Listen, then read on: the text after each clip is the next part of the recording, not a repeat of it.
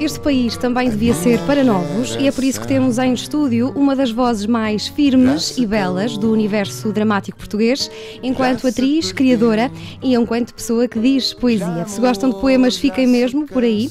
Nasceu no Porto, experimentou jornalismo, é licenciada em interpretação pela Escola Superior de Música e Artes do Espetáculo, fez o último ano na Escola Superior de Teatro e Cinema de Lisboa e por cá está, na capital, há 8 anos, já vamos perceber se perdeu ou não o sotaque.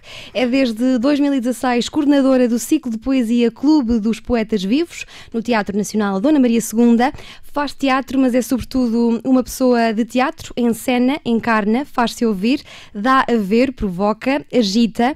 As questões LGBTI, inclusão e equidade são temas que lhe podem tirar o sono, isto porque estamos diante de uma acérrima defensora de todas as liberdades e direitos. As suas referências e o bom gosto literário não têm limites, poucos são tão conhecedores de poesia contemporânea e poucos a dizem tão bem também. Frequentou a escola francesa durante 12 anos, por isso fala francês como se fosse a língua materna e tem uma relação estreita com esta cultura, na música, na literatura e no cinema. Fez balé durante 8 anos, mas gostava era de desenhar e de escrever. Dizem que escreve como poucas, pelo que apenas podemos esperar um dia ter o privilégio de ver um livro de Teresa Coutinho ganhar vida. Antes disso, vamos tentar perceber como seria a primeira página de um livro sobre a tua vida, sobre a tua história. Teresa, bem-vinda. Obrigada. Por onde é que começavas ou a quem é que dedicavas? Que pergunta. Bem, antes de mais, obrigada pelo convite, Diana. Difícil. Acho que começava uma primeira página de um livro, talvez pela minha avó.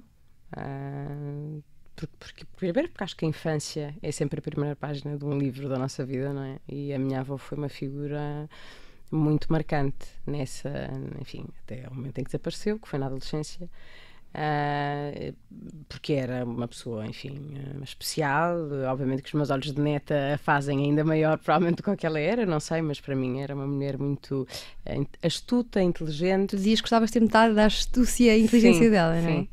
Sim, digo isso porque acho que a minha avó, não tendo sido, enfim, uma pessoa com uma vida que tenha fugido muito àquilo que seria a vida das mulheres daquela altura, ou seja, foi uma mãe de família, viveu sem trabalhar, viveu em casa, mas foi uma mulher, uma matriarca, e eu acho bastante impressionante como é que se consegue exercer a inteligência e a astúcia sem ao mesmo tempo sermos opressivos.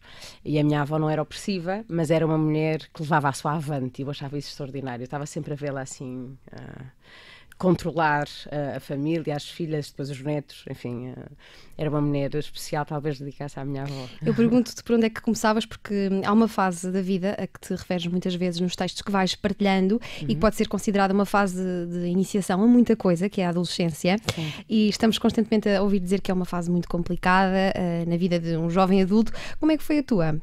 Eu sei que eras rebelde, profundamente rebelde. Quão rebelde?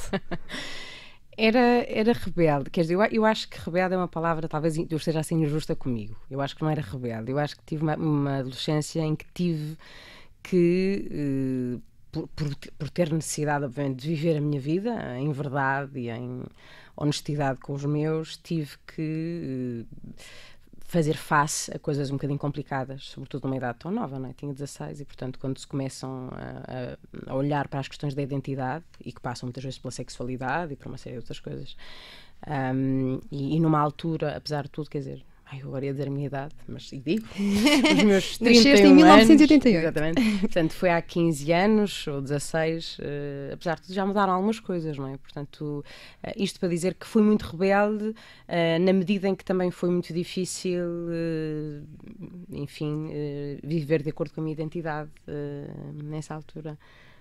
Pronto, daí as questões LGBTI, e eu sou homossexual, né? Portanto... Tu dizes que a rebeldia anda muitas vezes de mãos dadas com a reivindicação e a sensação de inadequação. O que é que reivindicavas e de que forma é que te sentias inadequada?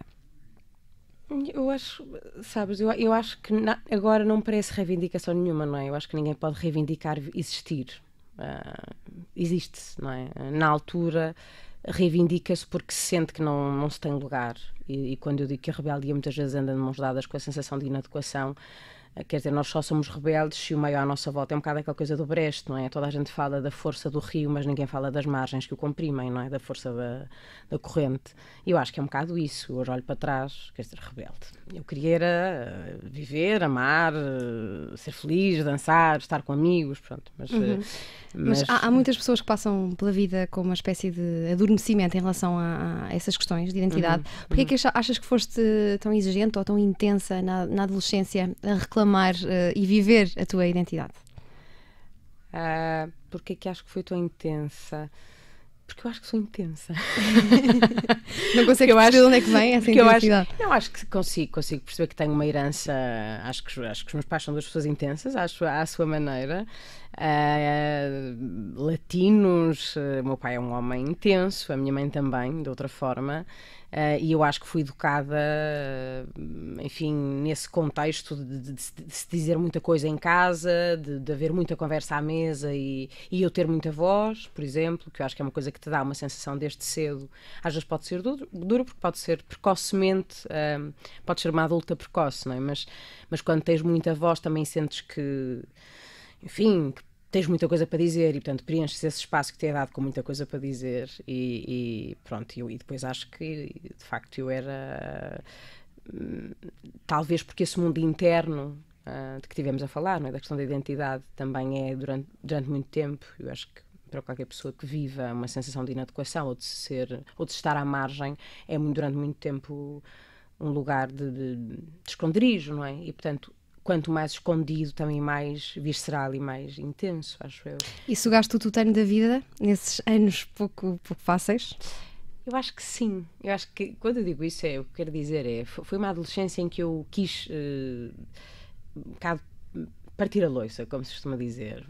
Também, se calhar, parti um bocado a cabeça aos meus pais, coitados. Mas partir a loiça porque quis viver, pronto, quis mesmo. E um bocadinho contra tudo e todos. E acho que suguei o tutano e coisas que se calhar preferiria não ter sugado, mas que vêm de arrasto. Foi também nesta altura que começaste a escrever os primeiros poemas, uns péssimos, outros menos maus. Como é que tropeçaste na poesia e quais eram os temas que levavas para o papel? Eu tropecei na poesia primeiro porque os meus pais liam os dois poesia. Havia muita poesia lá em casa. E nós tínhamos amigos, meus pais tinham um círculo de amigos assim variado e tínhamos alguns amigos que eram poetas. O que foi uma coisa também muito marcante para mim, porque algumas dessas pessoas eram mulheres. Eu até te disse isso naquilo que te escrevi. E ter mulheres que escreviam por perto também foi uma coisa muito importante, não é? Porque era um exemplo. Que estava muito presente, ou seja, é possível ser-se mulher e escrever e vais a sítios falar e a tua voz é ouvida e se calhar até escreves melhor do que não sei quantos tipos. Portanto, tudo isto foi muito importante e a poesia era muito lida.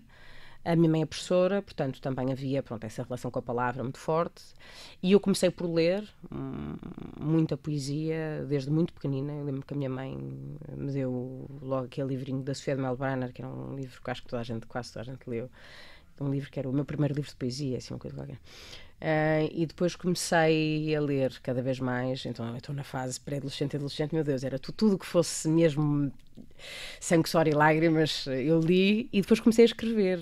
Pronto, isto andou um bocado de mãos dadas. Eu acho que quanto mais se lê, se gosta de escrever, depois também mais se escreve, não é?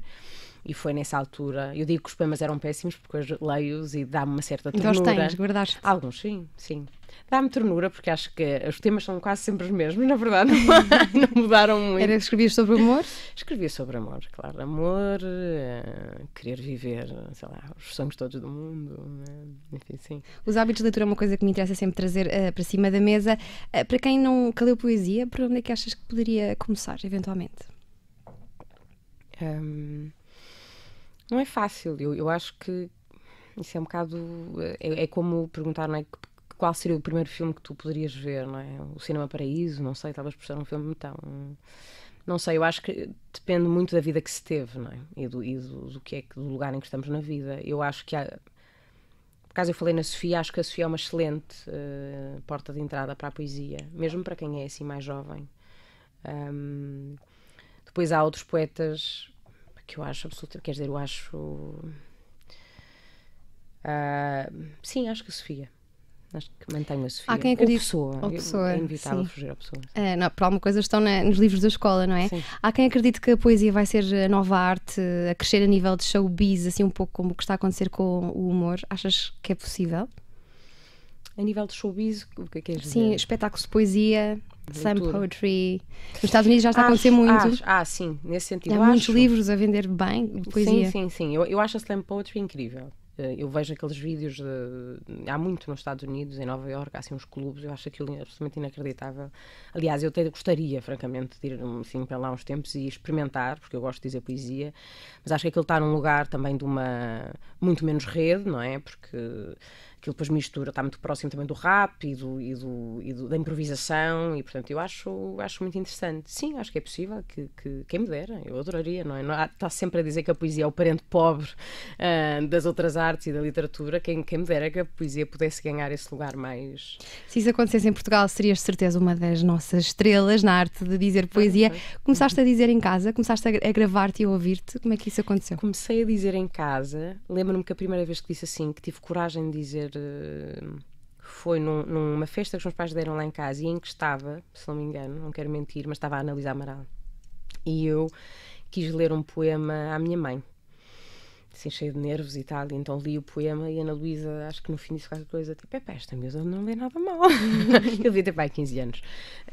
E comecei a ler em casa e depois fui um bocado descobrir o circuito das leituras que se faziam nos bares do Porto. O Porto tinha assim, um circuito de bares onde se lia o Pinguim, depois houve uma coisa, um bar, enfim, como foi especialmente querido, que era o Maria Vai com as Outras, de amigas minhas do Porto, e onde se fez uma coisa chamada Sextas na Cave, que era assim na cave do Maria Vai com as Outras, organizado por amigas minhas, pela Amanda, pela Ana, e onde eu cheguei a ler também uma série de vezes, e alguns poetas eram convidados e estavam lá, e aí... diverti-me também muito a ler, li no Pinguim, enfim, li em alguns sítios. Isso acontece ao mesmo tempo que descobres o teatro? Ou antes? Não, o teatro antes, eu diria. Quer dizer, sim. Eu quando entrei no secundário criámos um grupo, eu e uns amigos, que se chamava A Fazer Cenas. E fazíamos ensaios na paróquia de Lessa, na igreja, maravilhoso. E chegámos a fazer o Urso de Chekhov e assim mais umas peças, e foi aí que comecei a fazer teatro, portanto devia ter 15 anos. Foi a única vez que a minha avó me viu em cena, justamente, e por isso é uma memória muito querida e especial. Portanto, acho que o teatro veio um bocadinho antes, mas depois as coisas andam muito de mãos dadas, porque a curiosidade depois consome-te, não é? Tu começas a ler teatro, depois lês poesia, depois esta coisa... Depois queres lá a poesia para o teatro? Exatamente. Eu imagino que antes sempre com poemas por perto. Temos aqui 2 livros, não nos queres ler um poema? A tua escolha? Posso ler. Eu trouxe a Hilda Ilst, que é uma poeta brasileira maravilhosa, e trouxe o Rui Queiro. Saiu recentemente esta antologia do Rui Queiro. Por acaso eu não tinha pensado, deixa lá ver o que é que eu posso encontrar aqui que não seja dar uma grande seca à procura. É maravilhoso, é do Rui Queiro e chama-se É Assim. Não interessa o que se diz, o que se escreve não interessa. Não interessa como se diz, seja embora o como não de todo isento de interesse. Não interessa a hora, o dia, o lugar, não interessa onde, nem a quem, nem para quando, nem para quê. Não interessa porque se diz o que se diz. Muita coisa há que não interessa, aliás. Quase nada interessa, tratando-se de dizer. Não interessa quando se diz, mas interessa menos ainda, isto é, nada mesmo, o que se diz ou o que tal queira dizer. Interessa o quê, então? Interessa o mar. O mar em si mesmo e aquilo que acontece quando o mar nos cai em cima, prevenida ou desprevenidamente. O mar sim, interessa. Mas convenhamos, o que é que há a dizer quando o mar nos afaga ou nos cai todo em cima e nos submerge e afoga? Toda a água, todo o frio, todo o azul, todo o verde que há no mar.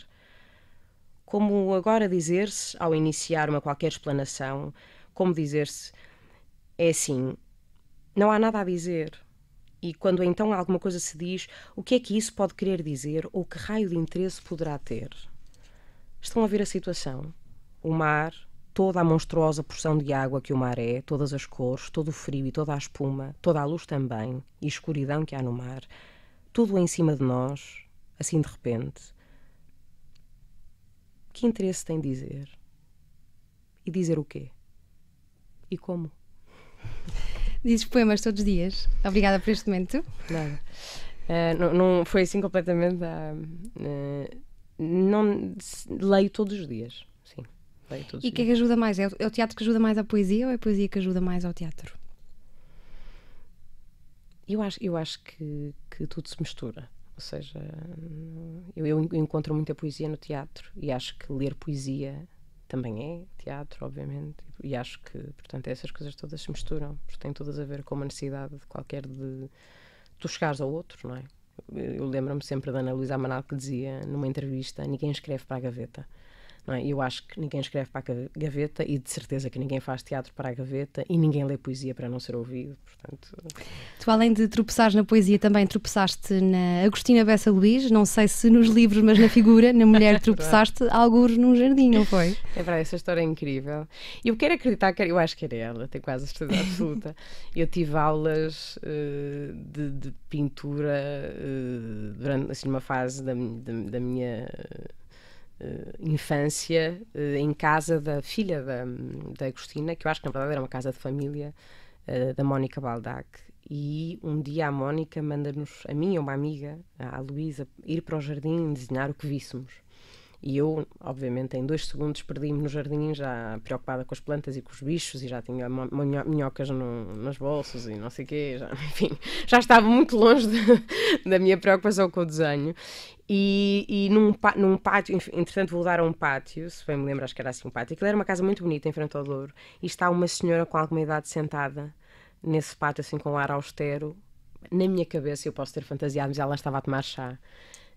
Na altura não liguei nenhuma, pronto, tive assim um encontro de 3º grau com ela e depois foi à minha vida. Passado uns anos pensei: era a Agostina Bessa Luís! Muito bom. Eu vou aproveitar que estamos a falar de Agostina Bessa Luís para entrar num capítulo que já entraste há pouco, exemplos de força no feminino, que acho que é um aspecto que te caracteriza muito bem. Há uns anos fizeste um espetáculo chamado Ways of Looking, com o Guilherme Gomes, que foi apresentado no Nacional, e o Guilherme contava-me que foi uma experiência única do ponto de vista de discussão viva, e contava-me também que na altura denunciaste o facto de ele só ter homens como referências literárias. Ele diz-me que lhe abriste os olhos. Sim. Eu pergunto-te se há muitos olhos para abrir ainda. Eu acho que há. Olha, eu acho que esse é um sujeito sensível, quer dizer, é um assunto sensível, porque obviamente que há... eu digo isto porque muitas vezes tenho esta conversa e há muita gente que me diz: mas caramba, há tanta coisa que se tem feito, não é? Há tanta coisa feita. Agora estou a falar mais de um ponto mais geral, do lugar da mulher, estas questões todas da desigualdade de género que estão na ordem do dia, pelo menos para alguns de nós, não é? Graças a Deus. Mas eu acho que há muitos olhos para abrir ainda, obviamente, não é? Não é por acaso que tu... Pronto, lá está, é isso mesmo, que tu podes estar com um amigo que é um tipo perfeitamente alerta e ele leu muito poucas vozes femininas, não é? Porque realmente a partir de determinada altura elas começam a surgir, como no teatro, não é? Há um momento em que há muito menos mulheres a conseguirem, enfim, exercer o seu métier, não é? Trabalhar, sobretudo em lugares que sejam hierarquicamente elevados, e depois a partir de uma altura isso começa a acontecer mais, mas ainda é uma... eu acho que ainda é uma batalha, ainda é difícil, não é? E na poesia, eu recentemente estive no Clube dos Poetas Vivos, a Margarida Valdegato, que dizia uma coisa... Não quero atribuir à Margarida palavras que não sejam dela, mas que a dada altura ela se dá conta... É a Margarida. Se dá conta que... portanto... ia ser feita uma antologia de vozes, já não sei, as vozes destes 10 anos, ou não sei o quê. E a Margarida Valdegato dá-se conta que não havia nenhuma mulher, para além de... Já não sei, mas para a Ana Paula Inácio, era assim uma coisa. E o resto eram só homens. Pronto, ou seja, não nos está nada distante, não é? Agora, claro que há imensas coisas, imensas revistas, imensas editoras a publicar vozes femininas fantásticas. No Clube dos Poetas isso é uma preocupação minha, por exemplo. Há o mesmo número de convidados, homens e mulheres, mas não só na poesia, em tantas outras áreas. E então, se começarmos a falar de uma forma mais, enfim, a nível social, sim, há muitos olhos para abrir. Eu partilho contigo que estou a ter algumas dificuldades em trazer mulheres a este espaço. Pois. A ideia de ser mulher nunca esteve dissociada, para mim, da possibilidade de se ser poeta, artista, independente, senhora de si, como referem Maria Teresa Horta ou Ana Luísa Amaral, em poemas diferentes. São palavras de Teresa Coutinho. Sei que cresceste com exemplos potentes no feminino, tão potentes como os masculinos, tão capazes, tão ou mais brilhantes. Que exemplos foram esses? Olha, eu acho que tive a sorte, como te disse, de ter na minha família. Eu acho que a minha avó era uma mulher forte, era uma mulher enfim, que a sua presença era uma presença marcante, sem ser opressiva. E eu acho que isso foi muito, pronto, norteou-me de alguma maneira. E depois, é isso que te disse, Ana Luísa Amaral, nós tínhamos alguns amigos, amigas neste caso, que foram exemplos, não é por nada de extraordinário, é por tu às vezes existir. Não é? E a existência delas contempla muita coisa, contempla serem académicas, serem poetas, serem artistas, estarem em lugares de liderança ou de ensino do outro, não é? E isso abre-te, não é? É exatamente como a questão de nós sermos homossexuais, por exemplo, não é? Se tu cresces sem nunca teres tido um exemplo de alguém que viveu a sua vida livremente, se calhar achas que isso não existe, não é?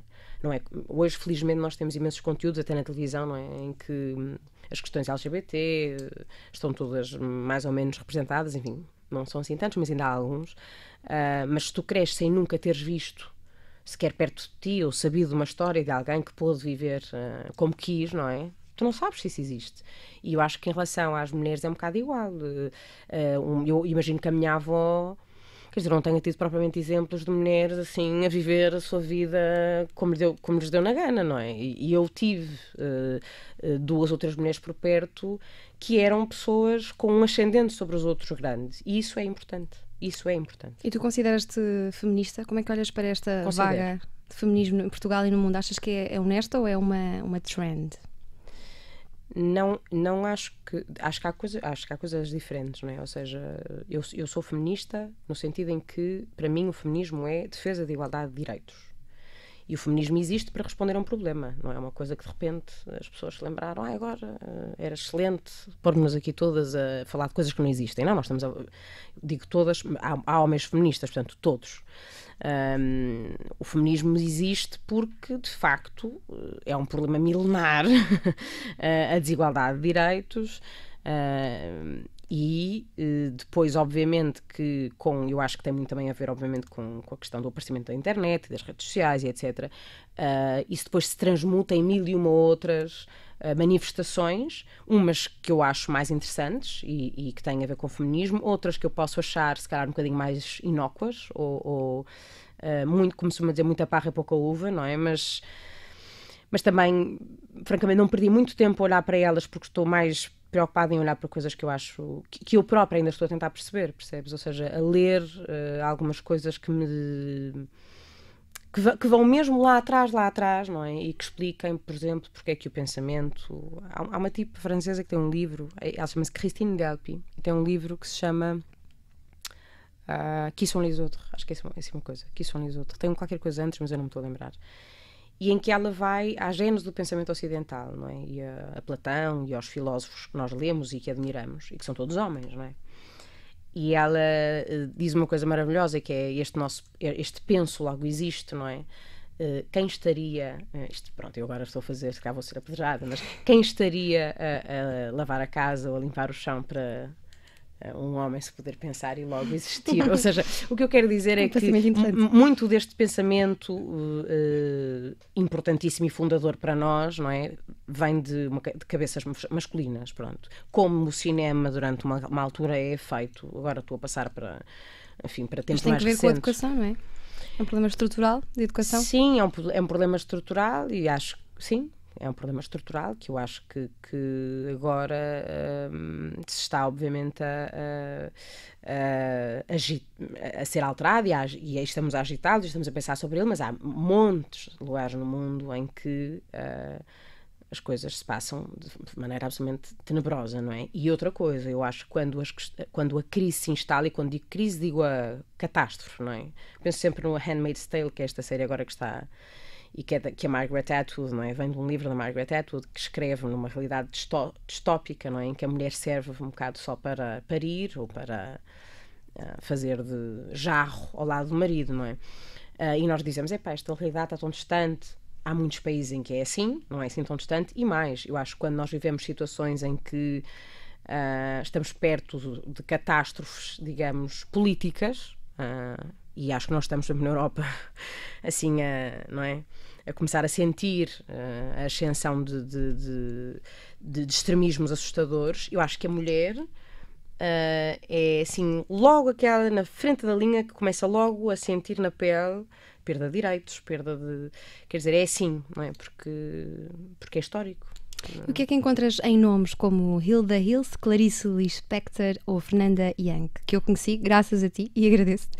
Estive a ver entrevistas dela no YouTube. Tens uma forte ligação à cultura francesa, mas também há aqui uma forte ligação à cultura brasileira. Sim, também. Atenção que eu adoro a minha querida Luísa Neto Jorge, eu estou a olhar Luísa Neto Jorge e as outras todas, a minha Margarida Valdegato, enfim, a Raquel Nobre-Guerra, todas as poetas, Ana Luísa, todas as poetas portuguesas, parece agora que estou poetas e o meu roqueiro e o Herberto, enfim, bom, mas voltando ao que são muitas as referências. Sim, e homens maravilhosos que eu leio e vejo e por aí fora. Mas, sim, a Hilda Hilst foi uma descoberta um bocadinho mais recente e por isso é que também a referi. Eu acho que ela é absolutamente, quer dizer, esmagadora. Pronto, acho que a Hilda Hilst, para mim... Tu compraste cá o livro dela? Comprei o livro cá, que eu, na verdade... Nunca consegui encontrar. Pois, porque entretanto abriu aquela livraria no Príncipe Real, que é a livraria da Travessa e que tem uma série de editoras brasileiras que não estão noutros sítios. E, portanto, tens a Hilda, tens... a Ana Cristina César. Ok, anotem a sugestão. Que a Hilda Hilst é uma poeta maravilhosa e que toca... Pronto, é tu estares a ler alguém que tu achas que... Olha, um bocado como a Maria Gabriela Lençol para mim, não é? Das nossas portuguesas, mas eu acho que ela toca quase todas as facetas do humano. Quer dizer, é uma mulher que fala da morte e do amor e da mística e da fé e depois tem esta coisa maravilhosa. Há uma história sobre ela, aliás, há um filme sobre ela que se chama Hilda Pedindo Contato. E é sobre uma fase que eu acho que ela atravessou em que ela tentava contactar com os mortos, não é? Diz-se que ela se refugiava numa quinta que tinha e tinha assim uma espécie de rádio, uma coisa qualquer que ela tentava, onde ela chamava os mortos, e há umas gravações da voz dela, que são inacreditáveis. No filme ouve-se que é ela a dizer: Hilda pedindo contato, Clarice, se você estiver aí, me dá um sinal. E depois ela acaba a dizer: os mortos vivem. Então, é lindo, é maravilhoso. Portanto, a Hilda Hilst, que eu acho que é assim, uma poeta maravilhosa. A Fernanda Young, falei dela porque ela cita isto a propósito da poesia, não é? Ela diz numa entrevista que o Mário Quintana escreve num poema: um poema pode salvar um afogado, não é? E eu acho mesmo que a poesia salva, também me salvou a mim, e ela dilo com aquele jeito dela bem. A Fernanda Young dava vontade de ser mulher. Escreveste tu sobre a Fernanda? Sim, quando eu conheci a Fernanda Young através dos programas que passavam na GNT, era eu pré-adolescente e adolescente, e a Fernanda Young aparecia nos Saias Justas e nos Irritando Fernanda Young, e depois comecei a procurar mais coisas sobre ela, e depois vi Os Normais, que foi uma série que ela escreveu com o marido, que era uma série absolutamente maravilhosa sobre um casal, enfim, muito bem escrita e muito inteligente, e era uma mulher com um humor ácido, muito radical e muito sincera nas suas opiniões. E eu digo que dava vontade de ser mulher porque naquela altura eu achava assim, uma ave rara, não é? Na vida pública não havia muitas mulheres como ela, uma mulher toda tatuada, com 40 mil cortes de cabelo, e aquilo ali, assim, tudo muito perto da vertigem, mas ao mesmo tempo muito sólido, não é? Era assim Vale a pena descobrir, eu gostei muito de conhecer e foi graças a ti, devo-te isso a ti. O Guilherme contava-me também que nos bastidores deste Ways of Looking liam muita poesia um ao outro, e a quantidade de vezes que fazíamos o outro chorar é uma violência. É fácil fazer-te chorar? O que é que te faz chorar? Acho que já foi mais fácil fazer-me chorar. Qual foi a última vez que choraste sem ser em cena? Qual foi a última vez que chorei? Por acaso não foi há muito tempo. Chorei, talvez há uns dias, a entrar na praia, entrar no mar, sim. Com o mar, esse encontro com o mar?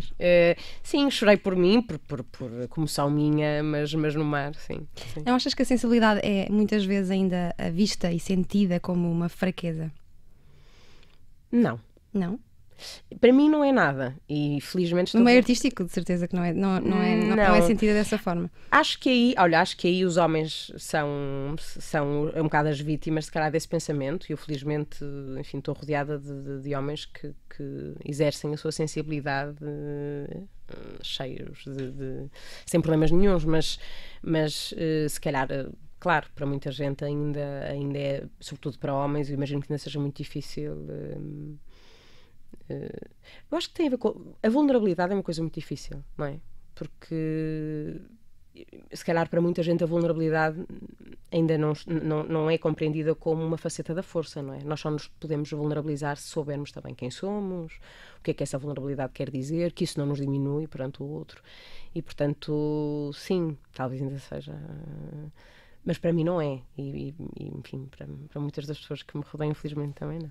Estamos à conversa com Teresa Coutinho, que experimentou jornalismo, 2 anos que não foram particularmente felizes para ti. Como é que reuniste coragem para desistir? Não contaste aos teus pais, na altura inscreveste-te no ESMAI, no Porto, e como é que foi depois a reação? Eu era muito infeliz em jornalismo. Eu fui para jornalismo um bocado assim, porque pronto, tinha que ir para algum lado e como gostava de escrever fui para jornalismo, mas não era feliz. Fiz lá 2 ou 3 amigos que gosto muito, mas não foi uma experiência, faltava imenso, era assim uma aluna completamente, pronto. Acho que há um outro professor que se lembra de mim, porque eu ao mesmo tempo depois era assim um bocado espalhafatosa. Exato. E arrogante, se calhar, mas não fui muito feliz. E depois inscrevi-me nas provas à ESMAI, percebi, bom, isto não está mesmo a correr bem, portanto vamos lá agarrar a vida assim pelos cornos, perdoem-me a expressão. E depois os teus pais apoiaram-te? Claro, sim. Depois quando entrei, foi assim uma surpresa. E apoiaram-me, sim. E foi... Falavas de arrogância, e eu tenho aqui um certo teu. À distância destes anos, acho hoje que fui uma aluna com uma certa lata e uma enorme vontade de aprender, cheia de convicções cegas e por isso mesmo uma grande dose de arrogância. Tenho, contudo, um enorme respeito e apreço pela arrogância que tive. Eu achei muito interessante esta tua forma de estar grata em relação àquilo que viveste e foste. Que respeito é que podemos ter pela arrogância que tivemos no passado? Eu acho que a arrogância que se tem aos 20 é diferente ser-se arrogante acho eu, não é? Quem sou eu só tenho 30 anos, mas quer dizer, a arrogância que eu tive com 20 anos, ou 20 e tal anos, foi uma arrogância de achar que tinha visto qualquer coisa, percebes? Porque acreditava muito naquilo que eu queria muito fazer teatro e, portanto, eu acho que quando tu te apaixonas muito por uma coisa, tu ficas um bocado cego, mas também ficas muito seguro de que aquilo é o caminho, não é? E, portanto... a arrogância vem desse sítio de querer questionar tudo, de querer aprender tudo e ao mesmo tempo de haver uma série de coisas que tu achas que não se fazem assim nunca na vida, não é? É como aquelas verdades absolutas que tu tens na adolescência, eu nunca vou, e depois um dia vais, não é? Porque cresces e percebes que afinal... e eu acho que fui essa aluna em alguns momentos, fui uma aluna um bocado arrogante no sentido de querer muito... levar as minhas convicções avante, provar que o professor não estava certo, ou que porque é que está a agir assim, quando afinal isto é tudo vida ou morte e estamos aqui todos aos papéis, quando devíamos era estar a viver, pronto, e depois, claro que, quer dizer, passa algum tempo e tu percebes que os professores até se calhar estavam, alguns deles, a fazer um bom trabalho, outros também têm vidas, mas tu estás a viver a tua e aquilo é um bocado tudo no fim da linha, não é? E a arrogância vinha um bocado desse lugar também de paixão. Trouxeste essa arrogância para Lisboa há 8 anos. Sim. Como é que foi deixar o Porto? Foi pacífico? Voltas lá muitas vezes? Volto muitas vezes. Na altura foi ótimo, porque eu queria sair.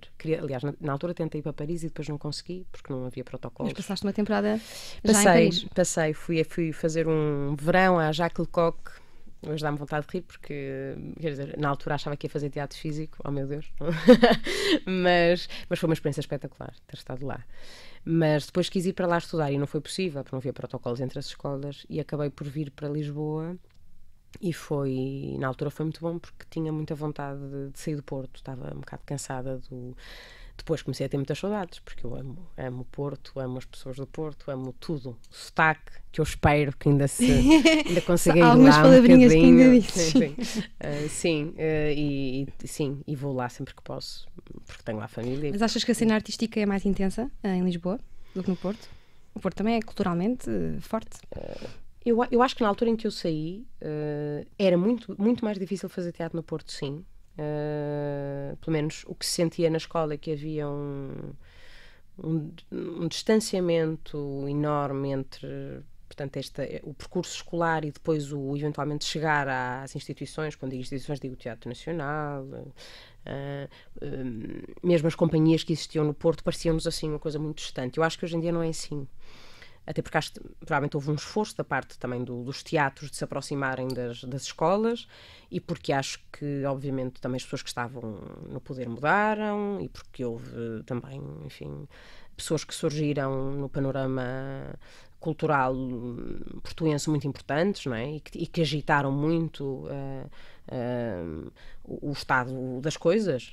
O Paulo Cunha Silva, enfim, eu não conhecia nada bem, mas quer dizer, tenho perfeita noção de que foi uma pessoa que apareceu e que deu assim um abanão ao panorama cultural portuense muito importante. E depois havia, obviamente, muita gente. Essa coisa da cena artística é importante que se diga que houve sempre muita gente a fazer coisas absolutamente incríveis no Porto. Elas não são muitas vezes faladas aqui. E essa cisão é que me parece um bocado disparatada. Eu lembro-me de vir para cá e as companhias que eu conhecia do Porto não eram conhecidas pelos meus colegas do conservatório. Enquanto que nós sabíamos, não é? Tudo o que se passava aqui, na ESMAI, aqui ninguém sabia quem eram as Boas Raparigas, ou o Ensemble, ou a Palmilha Dentada, ou o Teatro do Frio, enfim, por aí fora. Porque é que achas que isso acontece e como é que se poderia contrariar? Acho que as pessoas, enfim, que estão à frente dos teatros têm essa responsabilidade também de fazer com que as coisas mudem, não é? E as pessoas que pensam a cultura acima das pessoas que estão à frente das instituições, ou seja, as pessoas que estão mesmo no poder, não é? E que estão ligadas à cultura, têm também essa responsabilidade. Eu acho que se está a mudar. Há uma coisa que se chama Rede Eunice, não é? Associada ao Teatro Nacional, em que de repente tu tens uma série de lugares que antes não recebiam pelo menos o mesmo número de espetáculos que agora recebem, quer dizer, há uma frequência de apresentações de espetáculos que são produções do Teatro Nacional e que vão a esses sítios todos, não é? Há uma produção do Teatro Nacional que depois vai cumprir essa rede Eunice, não é? E vai a esses lugares apresentar o espetáculo. Portanto, isto não se passa só no Porto, não é? Passa-se em muitos outros sítios do país. Tu, além de atriz, criadora, escritora, vieste num cargo de gestão, de agente cultural, de gestão de cultura, de ministra da cultura? Epá, não. Essa pergunta... não sei, é assim, eu gosto de pensar... queria dizer isto de uma maneira que fosse o mais desempoeirada e honesta também. Eu acho que é inevitável, se tu és muito apaixonada por uma coisa, tu não quereres pensar nela a fundo e não quereres perceber onde é que as coisas não correm bem, não é? E onde é que elas poderiam correr melhor e de que forma é que tu podes contribuir para isso. Não sei se como ministra eu poderia fazer alguma coisa de muito excepcional, francamente, mas quer dizer que obviamente que tenho vontade de pensar uma série de coisas, tenho, não é? Até porque eu vivo hoje na pele, porque sou atriz e criadora e estou em contacto com pessoas que têm muito mais anos do que eu nisto, não é? E sei como é que as coisas se passam, como é que se passam para companhias que não têm apoio, como é que se passam para companhias já com imenso tempo e que de repente vêm os seus apoios cortados em quase metade. Pronto, isto não é uma realidade, não é uma cloud, como é não é? que achas que a cultura é tratada em Portugal? É bem tratada? Não é. O que é que se poderia, assim, uma medida para melhorar? Acho difícil, mas consegues pensar numa ou duas medidas? Olha, eu não sei como... queria dizer alguma coisa que não fosse um lugar comum. Eu acho que uma coisa importante é que as pessoas que podem mudar as coisas vão aos lugares ver como elas acontecem. Ou seja, em vez de... E não estou a dizer que isso não pode neste momento já estar a acontecer, mas... porque a cultura não é... Quer dizer, a cultura é imensa coisa, não é? Perguntar se a cultura é bem tratada. A cultura é tanta coisa. Quem sou eu para estar? Mas se falarmos, por exemplo, do teatro, que é o que eu posso... é preciso perceber o que é isto, não é? Ou de ter uma companhia, ou de fazer um espetáculo, o que é que implica. É preciso que quem está depois sentado a uma mesa a dizer, olha, vamos então estabelecer que os apoios funcionam desta maneira. É preciso que saibam o que é manter uma companhia durante 4 anos, ou o que é fazer um espetáculo pontual, o que implica, como é que um artista pensa espetáculos a 4 anos de distância, não é? Como é que faz... Quer dizer, essas coisas todas. Porque depois isto tudo é uma conversa que, obviamente, que é uma seca, não é? Porque, na verdade, a arte, aquilo que nós pensemos, não é? O que é digamos, a súmula, ou o que é a origem, não é? Da ideia da arte. É o oposto disto tudo, não é? É uma espécie de movimento espontâneo, visceral, que corresponde a rasgos de criatividade, não é? E depois, obviamente, que é muito difícil tu sistematizares a arte, não é? Esse é o grande problema, é quando tu começas a sistematizar, muitas vezes quem sistematiza não conhece. E faz-te muitas vezes a pergunta, é útil a arte? A arte é útil? Deixa-me só dizer uma coisa que eu não disse, que eu acho que há muitas pessoas muito que conhecem as coisas por dentro e que sabem como é que elas, efetivamente, quais são os verdadeiros problemas. Há muitos, mas assim, os mais complicados de debelar e que têm que se debelar rapidamente e que podem estar nesses cargos. Não estou a dizer que isto não está a acontecer, percebes? Estou a dizer é que acho que no passado muitas vezes tu também já sentiste isso, não é? Há alguém que vai parar a um lugar e tu dizes, mas porquê é aquela pessoa que está ali e não é outra, que sabe tão mais, ou que se a arte é útil. Eu acho que a arte para a alma, será? Eu acho que a arte não tem que ser útil. Não acho que tenha que ser, não tem que ter utilidade nenhuma. Ao mesmo tempo, eu acho que a arte talvez seja a coisa mais potente do mundo. Portanto, não sei se isto responde, mas... Abandonemos temporariamente a arte para entrar num assunto que te toca em particular, as questões LGBT, LGBTI ou LGBTQ+. Qual é que usas? LGBTI? Eu digo LGBTI, sim. Ok. Então, este fim de semana eu estava a conversar com 2 conhecidos numa esplanada e eles diziam-me, ambos homossexuais, uma rapariga e um rapaz, e eles diziam-me que não eram muito a favor da mensagem final da marcha gay e que mesmo sendo homossexuais consideravam que era uma questão de tempo e de hábito, porque a lei já está a olhar para a igualdade. Achas mesmo que é uma... Não percebi, não eram muito a lei a já favor... está a olhar para a igualdade, então é uma questão de hábito até que as pessoas se comecem a respeitar e que as marchas gays são perfeitamente dispensáveis. Concordas? Não. Achas que é uma questão de hábito? Não. Discordo absolutamente. Acho que a marcha gay...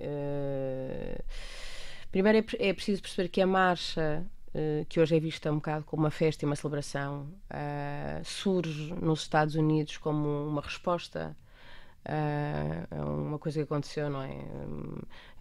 Ao riot, ao Stonewall, não é? Portanto, e surge daí e como um movimento de protesto e de resposta a uma enorme violência que a comunidade gay estava a sofrer. E, portanto, não estou nada de acordo com isso. Eu acho muito importante que se continue a fazer a marcha, até porque... basta, quer dizer, recentemente houve um despacho, não é? Que esteve na ordem do dia e nós basta irmos ler as caixas de comentários e os comentários continuam a ser aberrantes, não é? Acerca de problemas Do ponto de vista histórico é um marco, a marcha, ou não? Eu acho que sim. Costumas participar? Sim. Eu nunca fui, não sei como é que é o ambiente. O ambiente é o ambiente de pessoas que estão a celebrar, é um ambiente maravilhoso, pessoas que estão a celebrar a liberdade. Eu acho que não há nada mais bonito para celebrar do que a liberdade, não é? A liberdade de ser, independentemente de quem se ama ou da aparência que se tem, ou se neste momento se está numa transição para ser outra coisa qualquer, tão ou mais importante do que aquela que se era. Quer dizer, essas questões todas que têm a ver com a identidade, eu acho que têm que ser tratadas com muito cuidado, porque eu acho que é sempre fácil nós dizermos, eu até acho isto ou aquilo, mas pronto, depois há ali um nível que eu acho demais. Mas não é connosco, não é? E quando não é connosco é sempre fácil dizer essas coisas. Eu acho que a marcha gay, por exemplo, neste momento, até pela questão trans, porque não é só uma marcha gay, é uma marcha LGBTI ou LGBTQ+, que inclui uma comunidade alargada de pessoas, não é? Todas a celebrarem a sua identidade. E isso quer dizer imensa coisa, porque as pessoas são todas, eu digo aí, né, infinitas na sua especificidade. E quando tens, por exemplo, na ordem do dia, um despacho como aquele que saiu, não é? e que foi tão comentado e falado e discutido, em que se está a tentar preservar, não é, o bem-estar de crianças trans nas escolas, e que de repente isso é...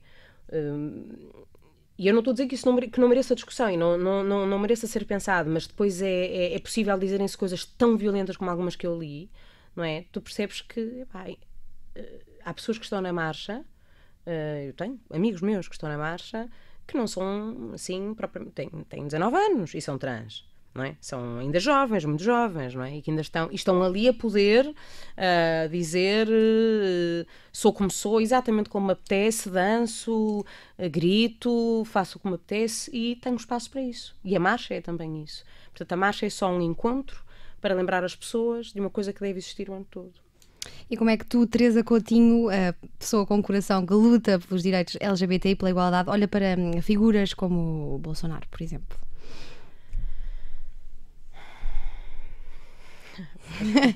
Na rádio não há expressão, mas a Teresa fez uma expressão maravilhosa. Eu olho... Olha, isso faz-me chorar um bocadinho, por acaso, dá-me vontade de chorar. Olho para o Bolsonaro como um autêntico pateta, que... Inofensivo? Os patetas às vezes são inofensivos, não, completamente, não, ofensivíssimo. Acho que ele é perigosíssimo, como acho que outros líderes de Estado neste momento são perigosíssimos. Acho que quando eu digo pateta eu não sei em que raio de tempo é que nós vivemos, não é?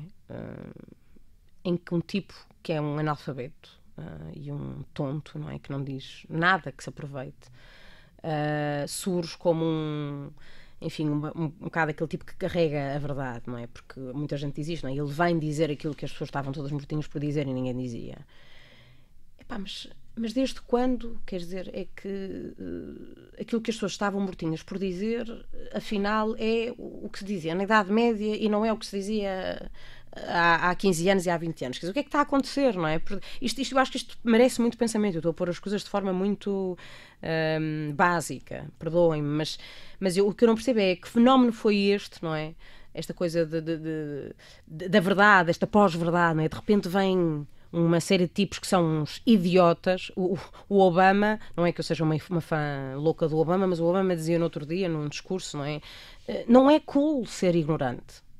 Não é, quer dizer, não é cool dizer-se barbaridades, ser-se um homofóbico, um transfóbico, um machista, não é cool. Não é cool achar que as pessoas podem ter armas em casa e que uma criança pode dar um tiro em si própria porque o pai tem arma. Não é cool, não é? Não querer pensar o porte de armas, não é? E porque é que isto de repente passou a ser cool, não é? Quando há 40 anos andavam pessoas a lutar justamente com a ideia da ignorância instalada, não é? A querer alfabetizar as pessoas.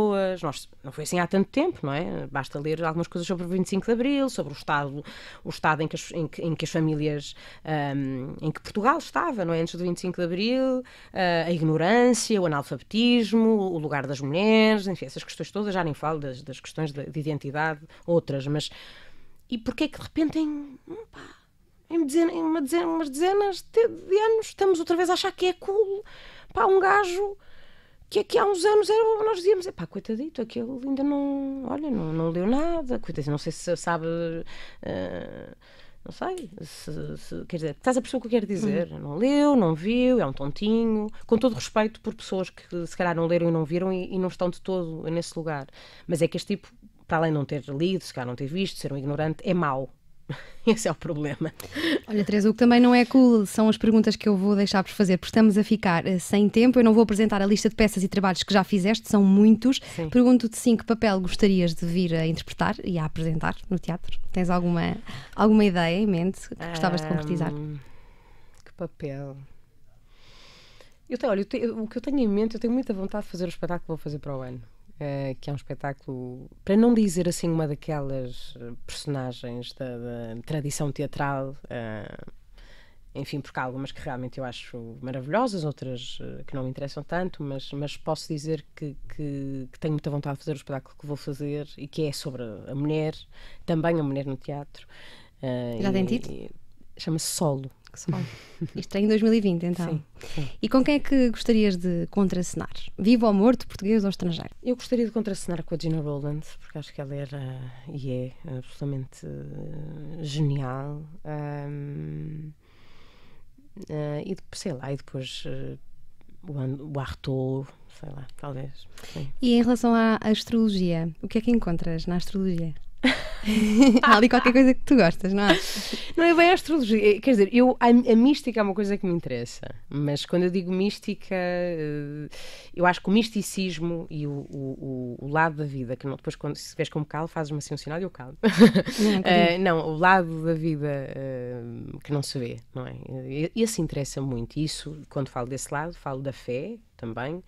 Embora eu não seja católica, mas a fé foi uma questão que se me pôs em muitos momentos da vida e depois comecei, a partir daí, a questionar uma série de outras coisas, que são aquelas que não se veem, mas que eu acho que regem muito a nossa vida e que têm a ver, obviamente, com uma espécie de transcendência destas coisas todas terrenas e corpóreas e onde é que nós nos comunicamos sem ser por isto que está aqui a acontecer agora entre nós. És uma mulher de fé? Tenho fé em muita coisa, sim. Não posso dizer que acredite em Deus, embora, como te disse, seja uma questão que me acompanha, mas sou uma mulher que acredita em deuses, se calhar. Não, acredito em muitas coisas. Sou uma mulher de muitas perguntas e muitos questionamentos nesse aspecto e acredito no cosmos. Os poemas são casos de pele. Quando são bons, sentem-se logo. Quando são muito bons, sentem-se sempre. Eu lembro-me de guardar esta frase há uns anos, não tenho a certeza, mas acho que é do Alberto. Sim. E há uma outra do Mário Quintana que diz que um bom poema é aquele que nos dá a impressão de que está lendo a gente e não a gente a ele. E eu queria saber porque é que é para ti um bom poema, antes de nos ler mais um. O que é para mim um bom poema? Olha, para mim um bom poema é um poema em que eu sinta que há uma voz que me está a falar. E isto pode parecer uma coisa assim um bocado lugar comum, mas não é. Ou seja, os poetas, mas eu acho que isso é no teatro, com criadores de teatro, com músicos, é tu teres uma voz e essa voz ser só tua, não ser de mais ninguém. E isso sente-se, tu lês um poema e percebes que há uma voz que é singular, aquela pessoa quer mesmo dizer alguma coisa com aquilo. Tu tens mesmo alguma coisa para dizer. E às vezes são coisas perfeitamente corriqueiras e cotidianas, mas são tuas. E eu acho que isso é o que faz para mim um poema que me prende. É quando eu digo, epá, esta pessoa está-me a tentar dizer qualquer coisa. E podes presentear-nos com mais um? Posso presentear-vos com o que quiserem. Não, já que li... se li o Rui Queiro, se calhar leio a Hilda. Olha, não, vou ler o Manel Rezende. O Manel Rezende, que esteve no Clube dos Poetas Vivos e que é um poeta superior para mim.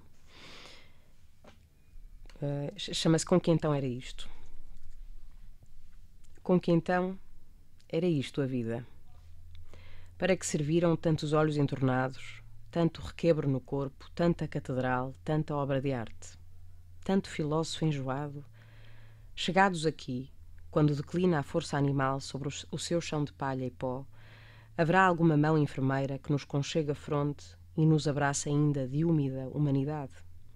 O terrível segredo espreita dentro da carne e das dobras do tempo que ainda restam, só ele nos responde e nem sempre nos brinda com a mansa loucura que nos traz, enfim, a paz. E depois, em algum sítio em África, um antigo camponês vai lavrar ainda o campo sempre virgem, com as mãos sujas só de amor, mas os meninos já morrem de todos os vícios. De arma aperrada, a fuzilaria drapeja por toda a parte, em tiros disparatados e inconsistentes, e apenas dignos de palavras menos próprias. E se digo isto, não é de compaixão, portanto, filho da puta vestido de homem, mas porque o medo também me assalta, e tenho direito a isso. Tenho ao menos o direito de me soerguer de noite, na cama gelada, onde todas as coisas me cercam, e não eram para ali chamadas. Por vezes damos por nós a gaguejar quando andamos à procura do problema ou da pergunta. A Teresa parece falar só quando sabe qual é a pergunta. Tem uma facilidade grande em identificar as próprias dúvidas e é das que acredita que a arte pode sim alguma coisa contra a barbárie. Parece sempre uma pessoa mais séria do que é, na verdade. Está sempre a brincar, ganha muito depressa a simpatia das pessoas, tem um olhar crítico e por vezes luta com o paradoxo comum a muitos atores de dar o litro por algo com que não se identifica assim tanto. E apesar de não ser ser um exclusivo dos atores, para a Teresa é particularmente doloroso lidar com isso. É através da poesia que vai decifrando o que a rodeia. Dizem que é Sónia Braga meets Gal Costa que Portugal merece. Uma voz ativa e uma montra viva que não deixa escapar questões que importam. Tem chama, urgência, timbre, calor e veia poética. Não é só atriz, é uma criadora e é no palco, onde faz um manguito monumental à mediocridade dos dias, que a podemos ficar a conhecer melhor. Está em cena este mês com o Banho do Tomoco no Clube Estefânia e dificilmente sairá de cena ou da cena artística. Fiquem atentos, nós também vamos ficar e claro que estamos gratos, muito gratos pela última hora de conversa no Observador. Poderá uma pobre canção contribuir para a tua regeneração ou só te resta morrer desintegrado? Foi ótimo.